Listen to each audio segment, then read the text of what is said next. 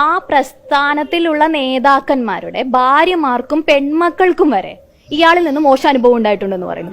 എന്നിട്ട് എന്തുകൊണ്ടാണ് സ്വന്തം ഭാര്യയെയും സ്വന്തം മകളെയും സംരക്ഷിക്കാൻ കഴിയാത്ത ഈ രാഷ്ട്രീയ നേതാക്കന്മാർ ഏത് സ്ത്രീയെ സംരക്ഷിക്കുമെന്നാണ് ഞാൻ ചോദിക്കുന്നത്. അങ്ങനെ വരുമ്പോൾ ഇത്രയും അധികം ആളുകളെ പ്രതിനിധീകരിക്കുന്ന ഒരാളാണെന്ന് ഉള്ള ഒരു അഭ്യൂഹങ്ങളുണ്ട്. ഇത്രയും സ്ത്രീകൾ ഉൾപ്പെടെയുള്ള ആളുകളെയാണ് അദ്ദേഹം പ്രതിനിധീകരിക്കുന്നത്.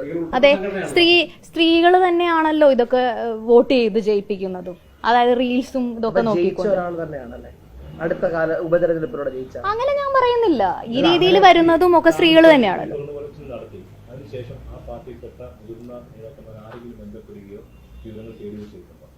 അതിനെക്കുറിച്ച്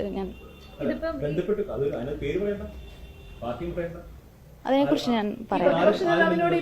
പ്രതിപക്ഷ നേതാവ് പിതാവിനെ പോലെയാണെന്ന് പറഞ്ഞു. പ്രതിപക്ഷ നേതാവിനോട് ഈ പ്രശ്നം ഉന്നയിച്ചപ്പോൾ അദ്ദേഹം കൂടെ ഉണ്ട് എന്നാണ് പറഞ്ഞത്.